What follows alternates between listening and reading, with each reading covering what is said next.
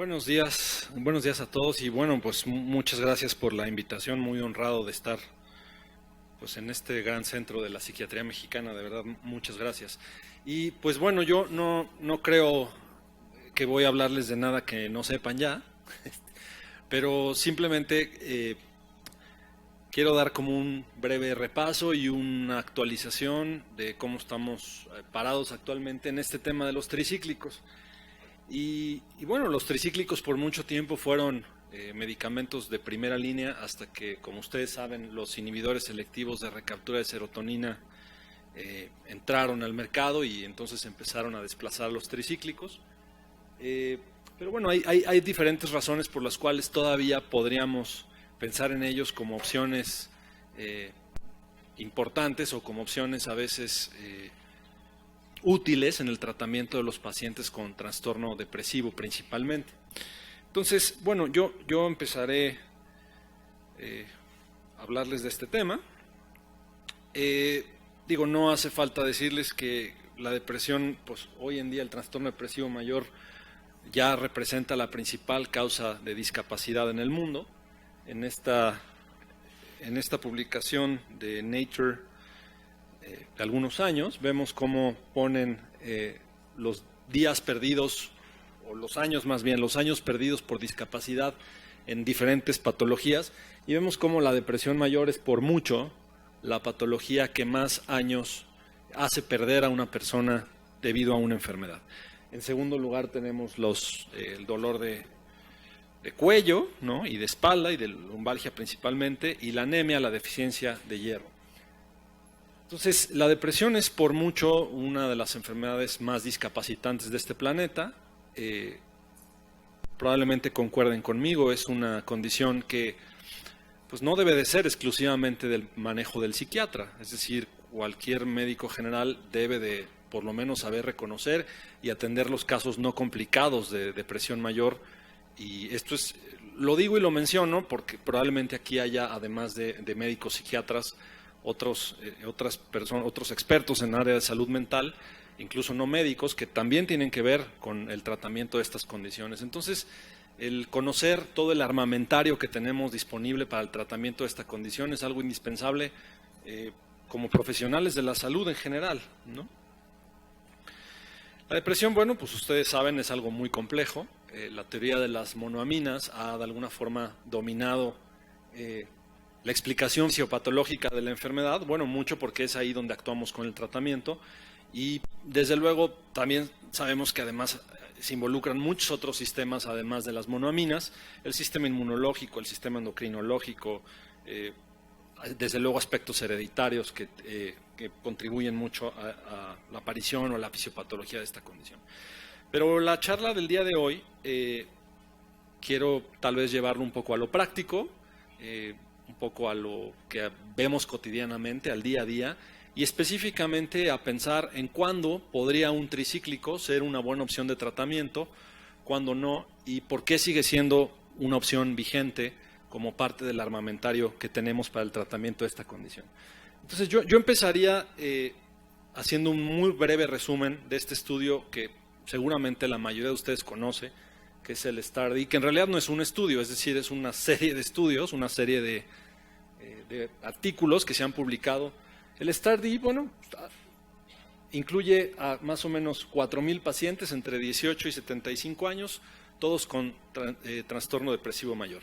La importancia de este estudio es que es un estudio de alguna forma ecológico, naturalístico, es decir, se está tratando a pacientes en los settings, en las áreas clínicas verdaderas, no es un ensayo clínico controlado, aleatorizado, doble ciego, que con todo lo bueno que desde luego pueden tener estos estudios y la alta calidad, digamos, de los resultados obtenidos a través de estos estudios con diseños muy elegantes, muy específicos, el STAR-D es un estudio del tratamiento en la comunidad, es decir, el tratamiento de la depresión en varios centros de los Estados Unidos, en personas de alguna forma con población muy heterogénea, pero que todos ellos tienen trastorno depresivo.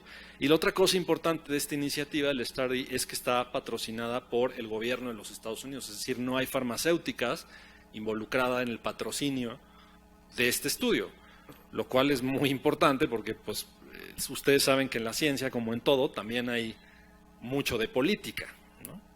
Y desde luego diseñar un estudio aleatorizado, doble ciego, con todas, digamos, las características que requiere un estudio de alta calidad de este tipo, para un tricíclico, es algo a lo que ninguna farmacéutica le va a invertir ya. ¿Por qué? Porque son medicamentos, todos ellos genéricos, ninguno de ellos, ningún tricíclico tiene ya patente. Entonces, desde luego, no va a haber ninguna industria, ninguna farmacéutica grande dispuesta a invertir grandes cantidades de dinero para demostrar X o Y efecto de estos medicamentos. Entonces, si digamos, estas iniciativas no se impulsan a través de agencias no lucrativas o de los gobiernos, pues mucha información científica no la vamos a poder obtener, no la vamos a tener. Y esto pasa en general con muchos medicamentos que actualmente no tienen patente y que podrían ser muy útiles para diferentes condiciones, pero como ya nadie les invierte y no invierten las aprobaciones o el dinero necesario para lograr la aprobación de agencias rectoras de fármacos como la FDA, la Agencia Europea, la COFEPRIS, pues son medicamentos que nunca van a recibir ciertas indicaciones, no porque no sirvan para ellas, sino porque nadie invirtió en ellos, ¿no? Entonces, bueno, esto es una de las cosas buenas del STAR-D. El STAR-D a la fecha se han publicado alrededor de 140 artículos, todos de la iniciativa STAR-D, empezando desde el 2003 hasta la fecha. Siguen saliendo artículos prácticamente cada año, cada par de años. Y básicamente es una evaluación multicéntrica, multietapa, que incluye más o menos a 41 centros en Estados Unidos. Y este es como nuestro Framingham en la cardiología. Seguro ustedes que cuando estudian medicina recuerdan del el famoso estudio Framingham para los factores de riesgo cardiovascular, y todo es el Framingham, ¿no? De ahí se concluyó que el tabaquismo, que la obesidad, que la hipercolesterolemia causa infartos, cosa que hoy en día es absolutamente, parece obvio, ¿no? Pues el STAR-D es nuestro Framingham.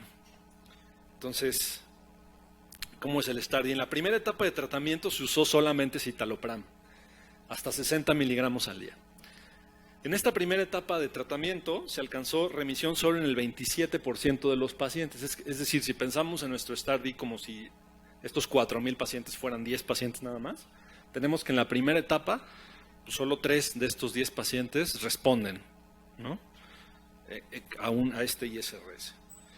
En la segunda etapa se cambió a bupropión, terapia cognitivo-conductual, sertralina o venlafaxina, o se aumentó o se potenció el efecto del citalopram con bupropión, buspirona o terapia cognitivo-conductual. Esa fue la segunda etapa del Hamilton. Con esta segunda intervención, de los que me quedaban, que eran 7 pacientes que todavía no respondían, respondieron entre 21 y 30% más. Es decir, de esos 7 que me quedaban, respondieron otros 2. ¿Sí? Entonces ahí sigo teniendo 5, es decir, la mitad de mis pacientes con trastorno depresivo mayor no respondieron a esta segunda etapa del STAR-D que incluye todas estas intervenciones. La tercera etapa, de estos 5 que no respondieron, se cambió a mirtazapina o a nortriptilina, ahí se integró al primer tricíclico, o se hizo aumento potenciación con litio, triiotironina o triiotironina, sertralina o venlafaxina. Entonces, con esta tercera intervención logré respuesta de 1 más, es decir, entre 12 y 25% extra en esa etapa. De los 10 con los que empecé, después de 3 intervenciones, sigo teniendo 4 que no responden, es un poquito menos de la mitad. En la etapa 4 se hizo este cambio, tralicromina o mirtazapina más venlafaxina, que ese es el California Rocket Boost, la combinación de mirtazapina y venlafaxina, 2 antidepresivos pues muy potentes, ¿no? Y bueno, y con este cambio en cuarta etapa respondieron 7 o 14% más, es decir, menos de un medio paciente, por ejemplo. ¿Qué significa? Que después de todos los pasos en el STAR-D, alcanzaron remisión solo el 65% de los pacientes. Es decir, el 35% de los pacientes en este ensayo naturalístico, multicéntrico, multietapa, que incluyó a miles de pacientes, es decir, es población clínica real, es como la que ustedes ven en los consultorios todos los días, ¿no? pues al final solamente respondieron el 60, no solamente suena peyorativo, pero el caso es que el 100% de mis pacientes, 35%, casi 3,5, como queramos ver el vaso, 3 o 4, no respondieron a los tratamientos antidepresivos después de 4 etapas y 4 intentos donde se cambió, se potenció, se movió. Entonces, ¿qué quiero decir con esto? Que tenemos un problema grande entre manos. Es decir, la depresión es una de las principales causas de discapacidad a nivel mundial. Una gran cantidad de personas está discapacitada por esta enfermedad.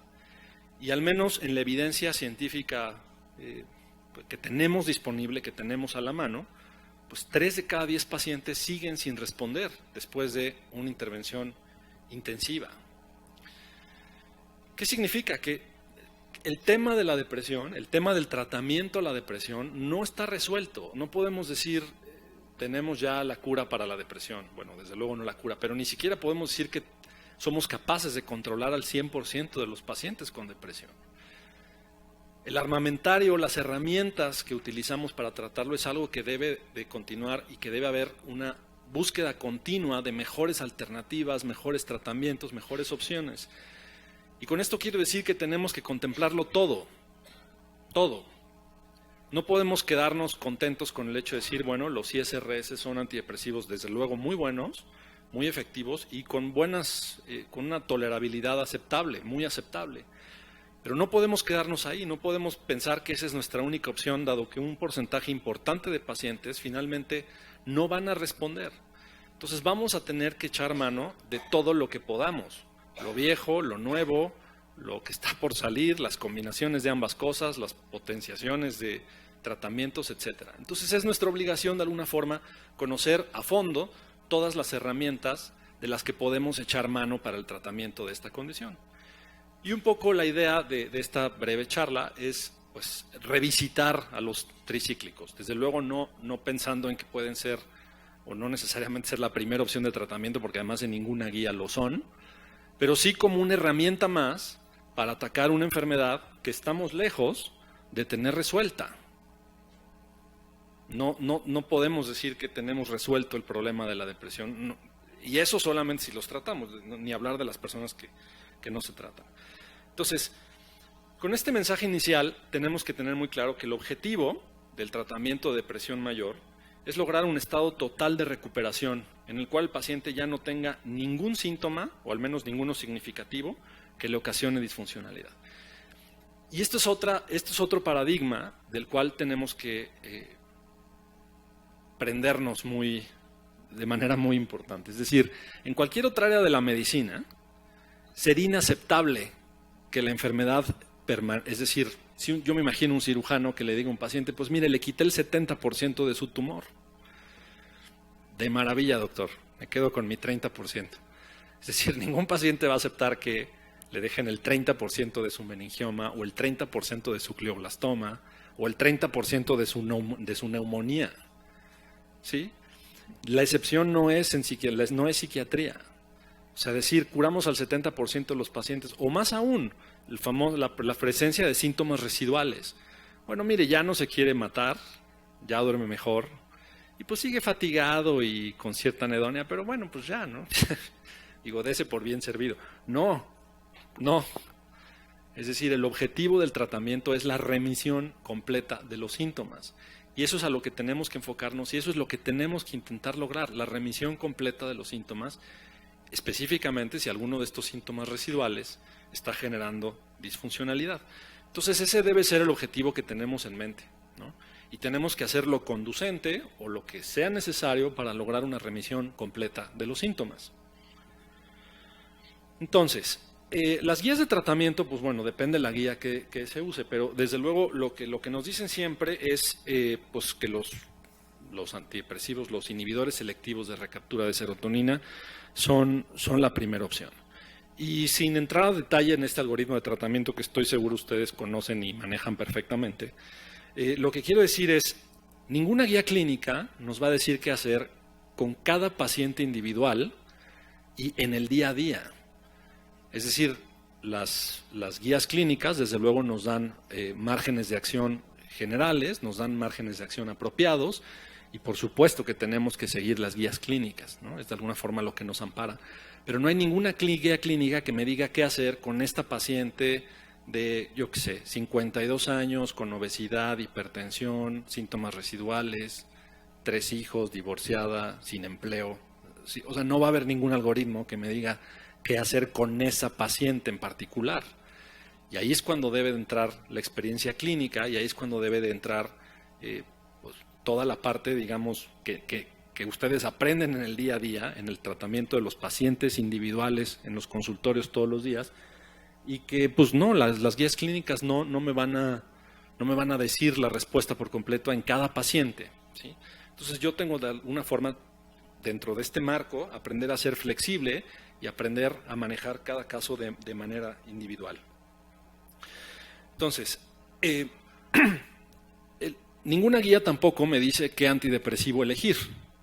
O sea, a lo más me dicen un ISRS y si no funciona poténcialo y si no funciona combínalo y si un ISRS no un dual o un no SRS como vienen muchas guías, ¿no? Pero no me va a decir usa citalopram o en este paciente usa sertralina o en este paciente usa fluoxetina o en este paciente usa amitriptilina. Eso no lo van a encontrar en ninguna guía. ¿Sí? La elección al final del día ustedes a un paciente en un consultorio no le van a decir, bueno, tome un ISRS. El que vaya a la farmacia, el que le den, pues no. O sea, ustedes al final de una consulta van a recetarle un medicamento a un paciente. ¿Qué los va a hacer elegir ese medicamento en particular? Desde luego tienen que ver las guías, pero también tienen que ver las características que ustedes vayan evaluando, intuyendo, percibiendo de cada persona, ¿sí? Y es por eso que tenemos que conocer nuevamente, con esta idea, todas las opciones disponibles. Entonces, al final el tratamiento, en el consultorio, en la práctica, acaba siendo una combinación de esto, ¿no? Sí, desde de la evidencia científica, de la experiencia de cada médico y de los valores y preferencias de cada paciente. Estoy seguro que muchos de ustedes a veces eligen tratamientos pues por el nivel socioeconómico del paciente.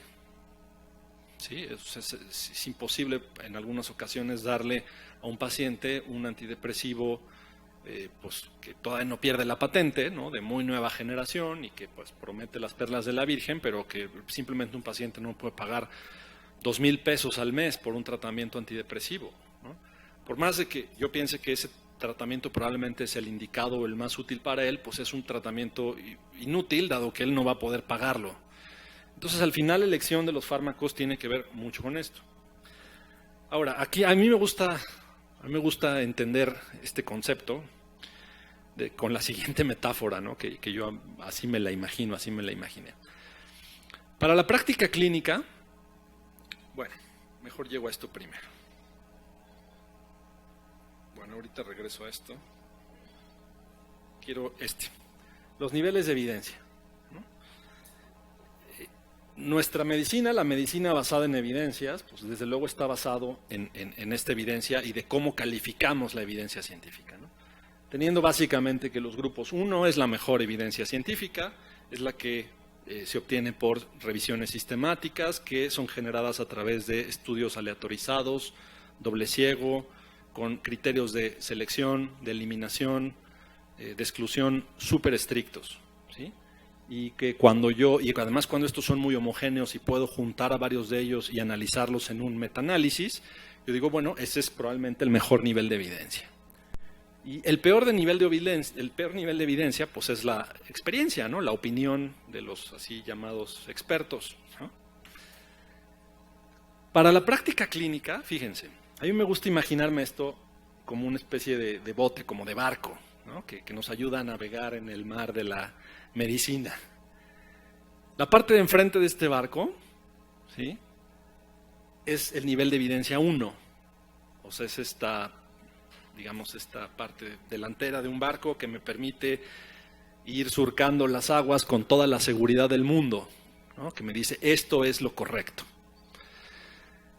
Esto es lo que se debe de hacer, esto es lo que mejor evidencia tiene y es lo que me permite ir hacia adelante y ir rompiendo las olas. La parte de hasta atrás, de alguna forma, es la dirección. es el timón del barco. Ustedes han visto estas lanchitas de pescadores, pues de lancheros, pues, ¿no? Que la dirección está atrás.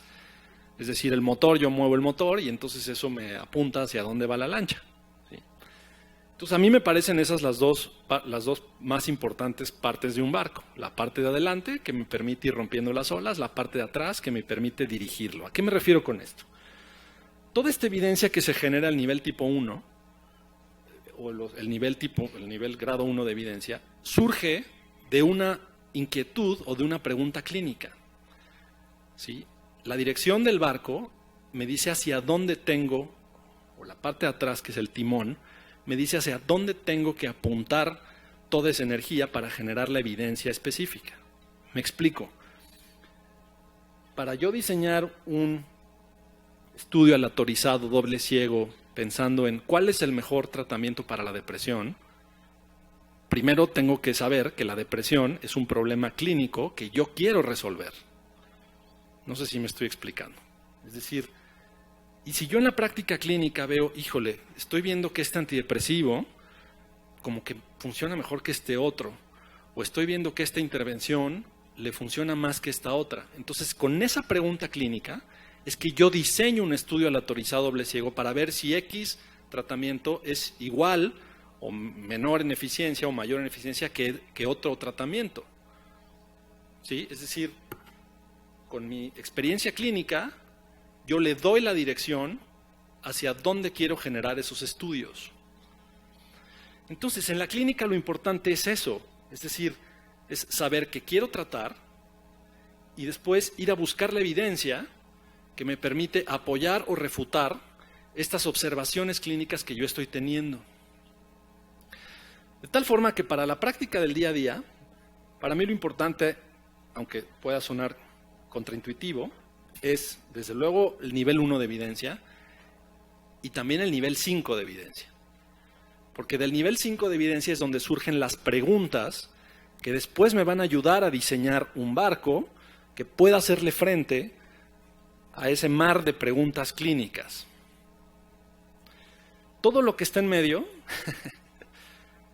el nivel 2, el 3, el 4, bueno, es desde luego relevante, pero es relevante para otros fines. Es relevante para la investigación, es relevante para preguntas concretas, pero no para la práctica clínica, a menos que no exista nivel de evidencia 1. Y entonces es como tener un barco sin proa y decir, bueno, pues uno maneja con lo que tiene, ¿no?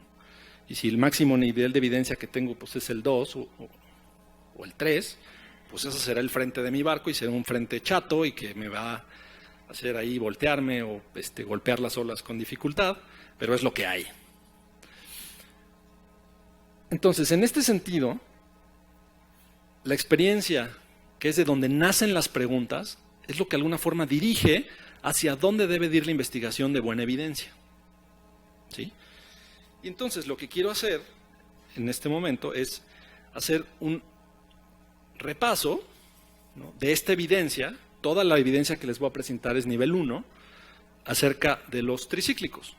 Prácticamente son todos los metaanálisis que se han realizado en tricíclicos, que además no son muchos, no se asusten, tenemos además hasta las 9, que se han realizado hasta la fecha en tricíclicos. Y entonces, ¿cuál es el nivel de evidencia? Más bien, el nivel de evidencia 1 que existe acerca de tricíclicos, todos estos con análisis de estudios aleatorizados, controlados, doble ciego. Entonces, la primera pregunta que nos tenemos que hacer cuando estamos pensando en un tratamiento farmacológico es, bueno, ¿funciona o no funciona? ¿Sí? ¿Funciona o no? Esa es la primera pregunta. A ver, ¿los tricíclicos son mejores que el placebo? ¿Sí o no? Entonces, en este primer metaanálisis, lo que se mide es eso, la eficacia y la tolerabilidad de los tricíclicos y de los inhibidores selectivos de recaptura de serotonina comparados con placebo. Entonces, en este primer metaanálisis, en esta primera evidencia, vemos hacia su lado derecho, en todos estos estudios, lo que favorece el tratamiento con tricíclicos. Y al lado izquierdo, lo que favorece a placebo. Aquí no hay duda. O sea, no hay duda que los tricíclicos son mejores que el placebo para el tratamiento de la depresión. ¿Sí?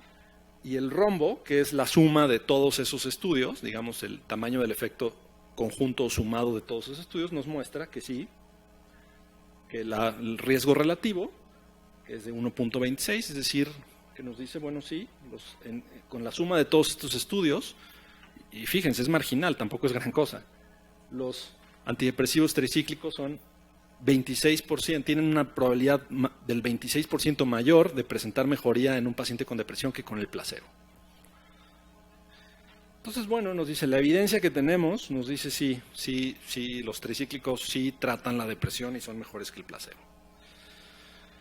Lo mismo hacen los inhibidores selectivos de recaptura de serotonina. Ojo, estos son estudios donde comparan ambos, ¿no? Y el tamaño del efecto es un poco mayor, dice del 37%, una probabilidad del 37% superior comparada con placebo. Están muy cerca, es decir, en este metaanálisis no hacen una comparación tricíclicos contra ISRS. Hacen tricíclicos contra placebo y ISRS contra placebo. Pero esta es la primera pregunta que a nadie le sorprende, ¿no? Digo, sería el colmo que un antidepresivo dijera que los usáramos tanto y que no fueran mejores que el placebo. Entonces, de entrada decimos, bueno, sí, tanto tricíclicos como ISRS son mejores que el placebo para el tratamiento de la depresión. Ahora, el tema de la tolerabilidad, esa es la razón por la que los tricíclicos de alguna forma empezaron a ser sustituidos por los ISRS. Aquí vemos eso, ¿no? Eventos adversos que me llevan a la suspensión del tratamiento.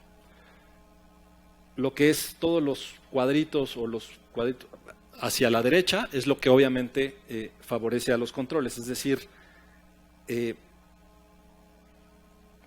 los pacientes con tricíclicos obviamente dejan más el tratamiento debido a efectos colaterales. Esto significa que los estudios favorecen al placebo, es decir, los pacientes que toman placebo dejan menos el tratamiento. Y fíjense, el riesgo relativo es, sí, de 135% más, ¿no? Es la probabilidad de un 135 mayor probabilidad de dejar un tratamiento si estoy tomando un tricíclico. Los ISRS, pues no están, así que digamos, mucho mejor. La probabilidad de dejarlo es del 100% mayor que la del placebo. 135% de probabilidad de dejarlo si tomo un tricíclico, 100% de probabilidad mayor si tomo un ISRS en comparación a placebo.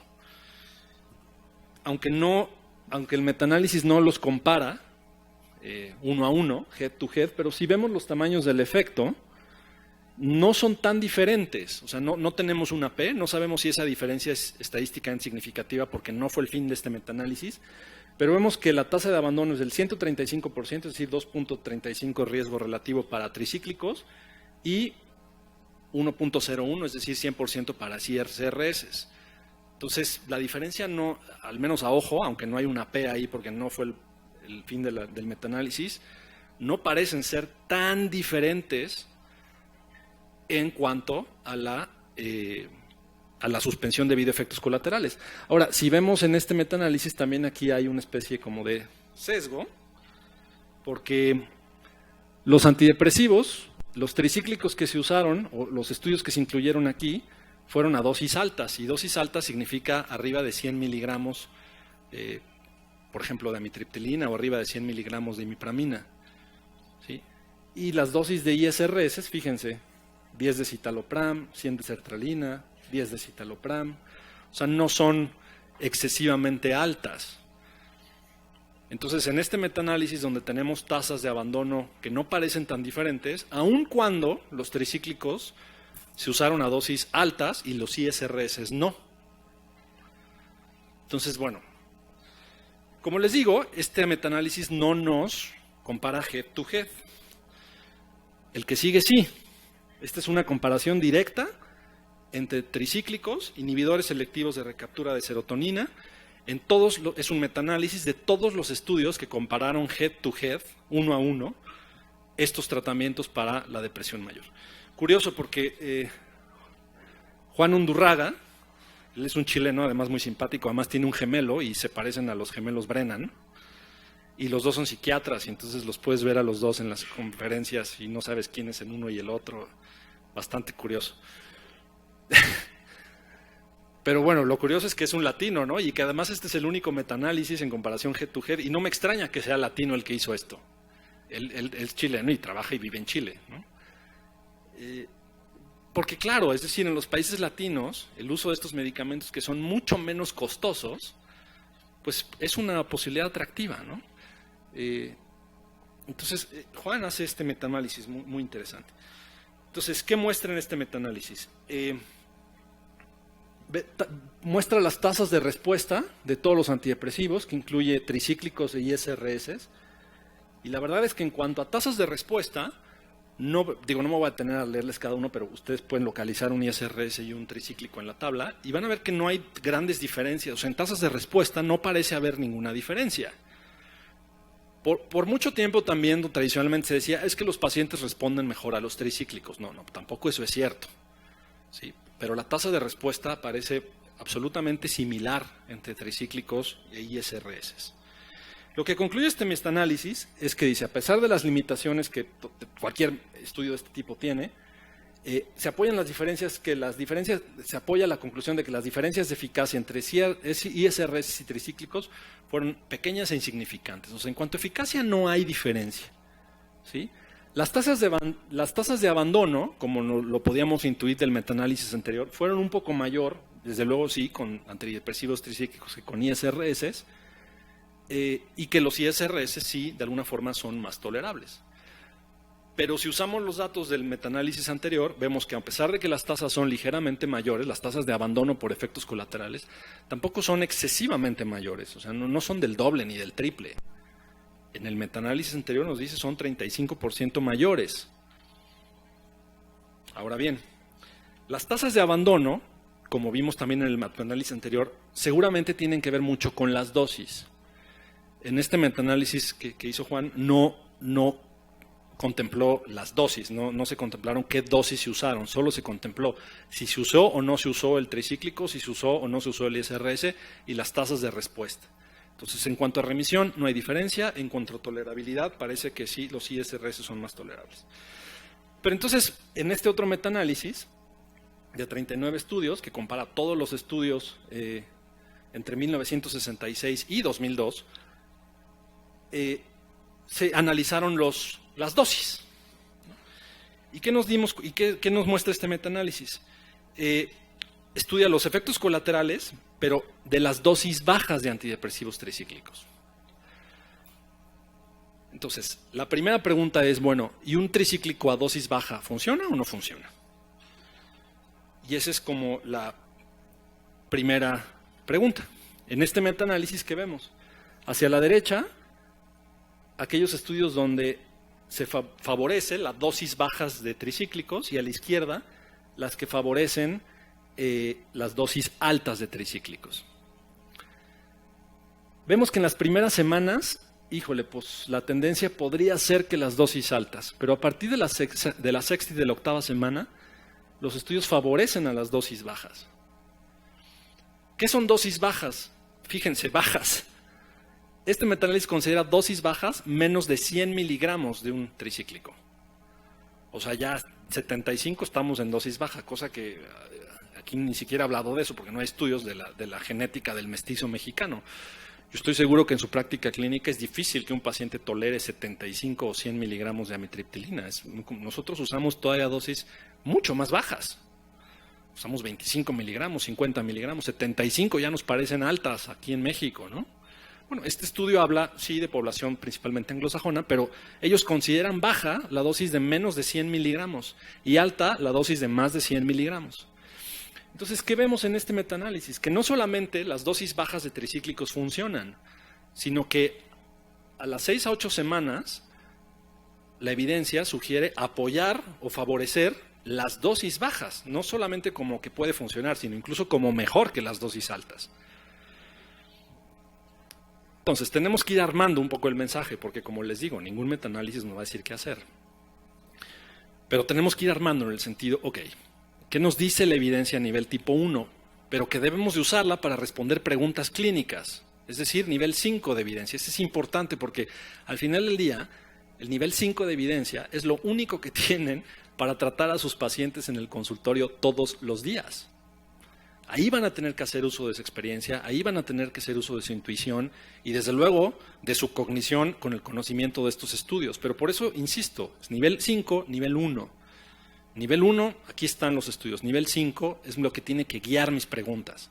Entonces, primera pregunta es, bueno, los tricíclicos son eficientes, son igual de eficientes que los ISRS, sí son menos tolerables, de eso no hay duda, pero ¿qué tan menos tolerable? Parece que no tan menos tolerable, 35% menos tolerables. La decisión de si es mucho o poco, dado que no hay una P ahí, es de ustedes en el día a día, ¿no?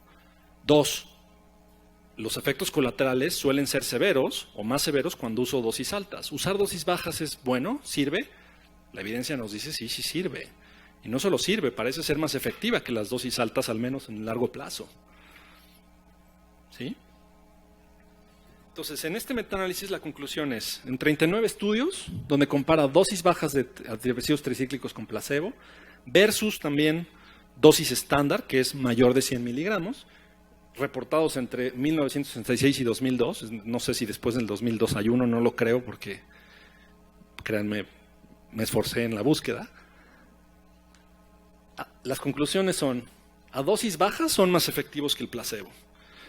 La eficacia es absolutamente comparable a la dosis estándar, es decir, a la dosis mayor de 100 miligramos. Y hay menores tasas de abandono, esto es obvio, cuando uso dosis bajas que cuando uso dosis altas. La siguiente pregunta es, bueno, ok, podemos decir que son comparables en eficacia, que tienen ligeramente o sí tasas de abandono un poco mayor, evidentemente suelen ser mucho más económicos, ¿no?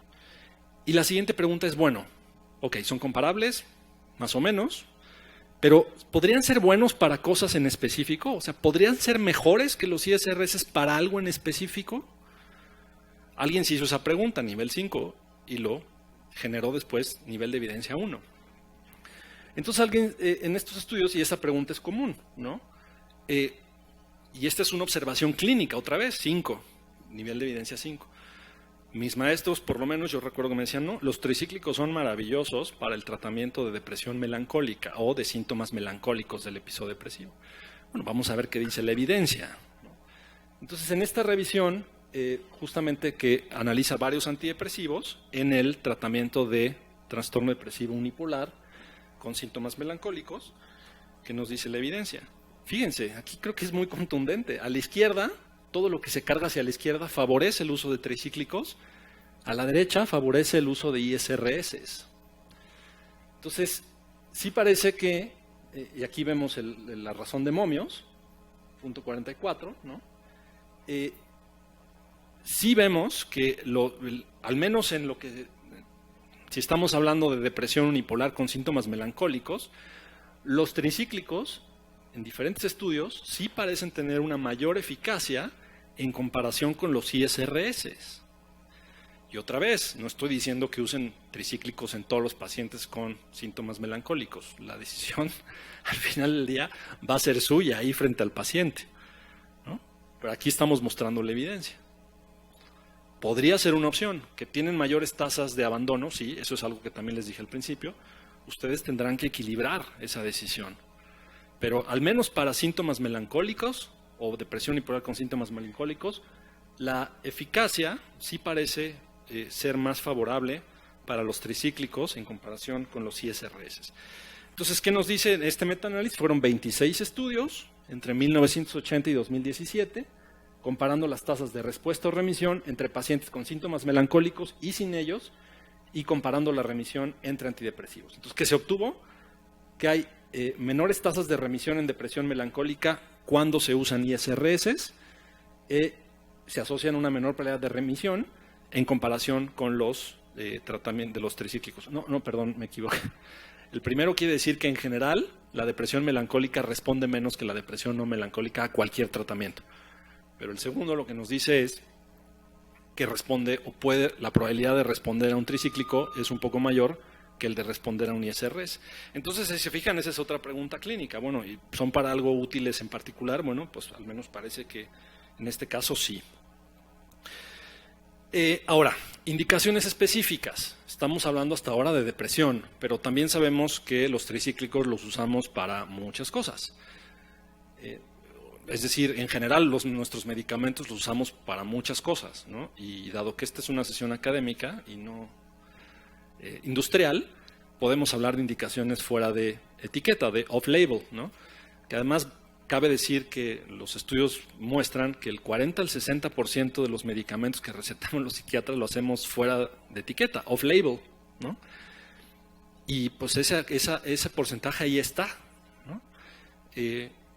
Y volvemos a lo mismo, ¿no? Porque es imposible ponerle una etiqueta a cada o darle una indicación para cada cosa, cada fármaco, porque eso implica una cantidad enorme de dinero para que las agencias reguladoras aprueben esas, digamos, esas indicaciones, y a una farmacéutica pues lo que le interesa es que se la aprueben para una o dos, porque lo que quieren hacer es negocio, ya si además sirve para X o Y o Z, es a lo que ya no le invierten. Pero otra vez, es un tema económico y político, no es necesariamente un tema científico el por qué ciertos fármacos no tienen ciertas indicaciones, ¿no? Entonces, para el uso de, nosotros sabemos que en la práctica clínica es muy común el uso de tricíclicos, por ejemplo, para el tratamiento del insomnio severo o comórbido con depresión mayor. Muchos de nuestros pacientes con trastorno depresivo tienen un problema de insomnio importante, y hay médicos y hay psiquiatras que por muchas razones, y desde luego todas ellas válidas, no les gusta o evitan el uso de benzodiazepinas. Entonces, cuando yo quiero evitarme un ISRS más una benzodiazepina, podría ser una opción clínica justificada usar un tricíclico para tratar las dos cosas, es decir, los síntomas depresivos y el insomnio. Entonces, ¿qué evidencia tenemos respecto a esto del insomnio? Entonces, bueno, este metaanálisis habla de lo que nos está... Los resultados son 46 estudios entre 1970 y 2016, comparando el uso de tricíclicos contra placebo para el tratamiento del insomnio. ¿Qué se obtuvo? Que los tricíclicos, estos son además con patrones por polisomnografía. Entonces no es un autorreporte ni es algo subjetivo, o sea, son estudios que usaron polisomnografía para medir la arquitectura del sueño con el uso de estos medicamentos, de tal forma que los resultados pueden ser un poco más confiables. Entonces, lo que se observó cuando se usaron tricíclicos es que incrementó el tiempo total de sueño, que se cuantificó por polisomnografía.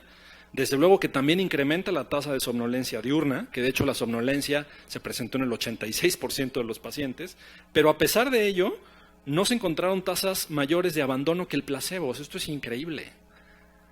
O sea, las tasas de abandono fueron iguales a las del placebo, a pesar de que el medicamento causa somnolencia. ¿Qué quiere decir esto? Que la gente lo que quiere es dormir. Y pues eso lo ven, ¿no? Me vale, pero hágame dormir, por favor, doctor.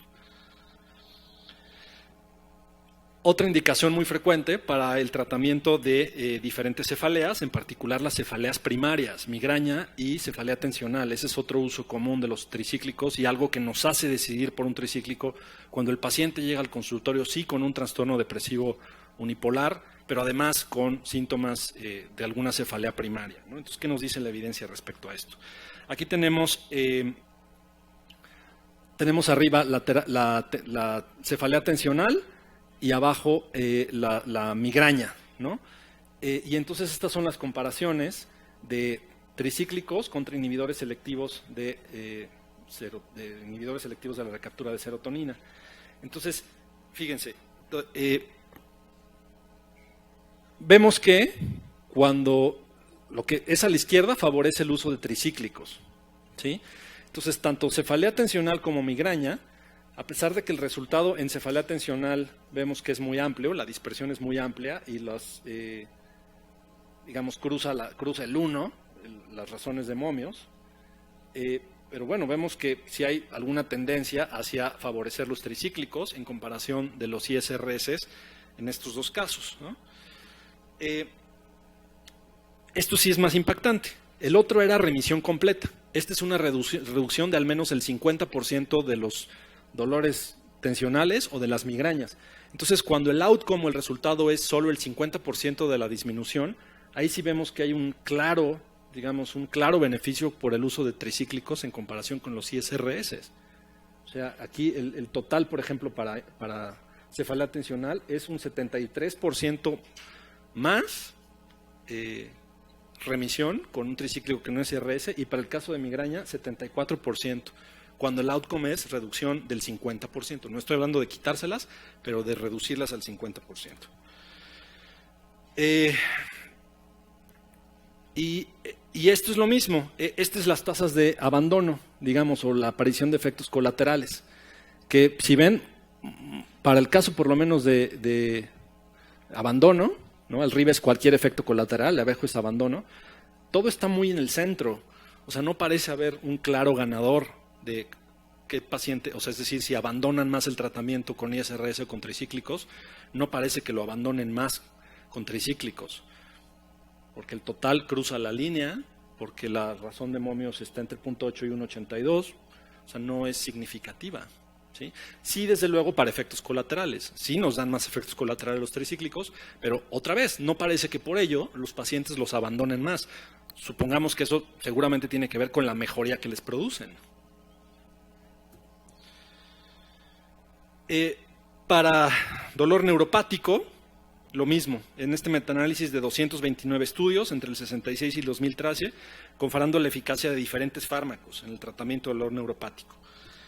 Y que lo que nos muestra es este metaanálisis lo que concluye es con esta tabla, ¿no? Que pone en primer lugar o primera línea a los duales, duloxetina, venlafaxina, y a los tricíclicos, y desde luego gabapentina y pregabalina, para dolor neuropático. Todos los demás, capsaicina, lidocaína, tramadol, o la famosa, fíjense, la carbamazepina, por ahí está, carbamazepina, no, que además mucha gente usa para el tratamiento de dolor neuropático, no tiene evidencia concluyente. Y evidencia contraria, los cannabinoides, que ahora están tan de moda, ¿no? Que seguro ustedes les preguntan, bueno, al menos en la consulta, allá en neuro es típico, ¿no? Oiga, doctor, ¿y ya puedo usar aceite de cannabinol para mi cefalea? No, o para mi dolor neuropático. No, pues la evidencia ahí está, de hecho la evidencia es en contra de. Entonces, fíjense, los tricíclicos, igual que los duales, son de primera línea con base a este metaanálisis para dolor neuropático, comparables a pregabalina y gabapentina, cosa que puede ser útil en la comorbilidad de pacientes con dolor neuropático y episodios y trastorno depresivo mayor. Ahora, ¿qué nos dice el padre de todos los metaanálisis, ¿no? La librería Cochrane respecto a tricíclicos? Bueno, el consorcio Cochrane tiene 3 metaanálisis que usan tricíclicos o que estudia tricíclicos. El primero es acerca de suspensión, la discontinuación del tratamiento, comparando las dos cosas, ISRS y tricíclicos. De 136 estudios, entre el 66 y el 2000, los ISRS muestran ventaja en términos de discontinuación, es decir, la gente sí los discontinúa menos, según Cochrane, aunque la ventaja, como vimos en el primer metaanálisis, que no era de Cochrane, pero era también metaanálisis, dice esta ventaja es muy modesta. Lo que también concluye es que los modelos de farmacoeconomía sobreestiman las diferencias de discontinuación. Y esto no me parece extraño, es decir, las farmacéuticas, cuando sacan un nuevo antidepresivo, lo hacen apelando a la tolerabilidad y de alguna forma sobreestimando la baja tolerabilidad de todo lo demás, en particular los tricíclicos. Pues esa diferencia de tolerabilidad, según la librería Cochrane, es muy modesta, ¿sí? Y de hecho sí hay cierta tendencia a sobreestimar la discontinuación por efectos colaterales de los tricíclicos. Y los otros dos son con niños, son metaanálisis que hicieron con niños. Para no hacerles el cuento largo, para el tratamiento de la depresión en niños y adultos no hay evidencia para apoyar su uso. Entonces, la evidencia nos dice, no uses tricíclicos para tratar depresión en un niño, ni siquiera en un adolescente. Tal vez en donde sí tendrían uso los tricíclicos en esta población, para el tratamiento de la eneuresis nocturna. Y ahí Cochrane hace una estimatividad de 64 estudios, donde se incluyeron a 4.071 niños, en donde se obtuvieron efectos colaterales menores, y las conclusiones principales fueron estas 4. Los tricíclicos son más efectivos que el placebo, particularmente en el corto plazo. Son menos efectivos que las alarmas nocturnas, que esto es despertar al niño en la madrugada para que vaya a hacer pipí y lo vuelves a dormir. Es más efectiva la imipramina en particular que la pura terapia conductual, y son más efectivos que la dieta restrictiva. Entonces, para el uso de neuresis sí parece tener cierta evidencia, sí son medicamentos que podrían ser efectivos. La única intervención más efectiva que los tricíclicos es las alarmas nocturnas, y sobre todo en el corto plazo, ¿no?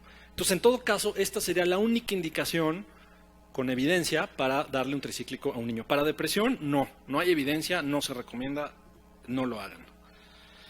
Ahora, obviamente, y hablando de los efectos colaterales que sí son un poco mayores, o que tienen mayor tolerabilidad, pues tenemos este gran problema, porque no, desde luego no todo es miel sobre hojuelas, de la sobredosis por tricíclicos, que son medicamentos que pueden pues, quitarle la vida a un paciente con ideas suicidas. Es otra cosa que uno debe de ponderar muy bien cuando decide o no dar un tricíclico, ¿no?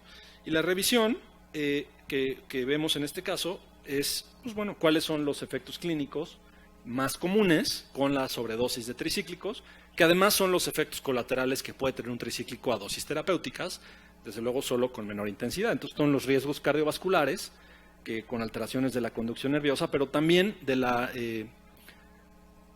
también hay alteraciones de la contractilidad del miocardio, ¿no? Entonces también están contraindicados no solo en personas con alteraciones de la conducción eléctrica, sino también con fallas estructurales por infartos previos o alguna condición cardíaca.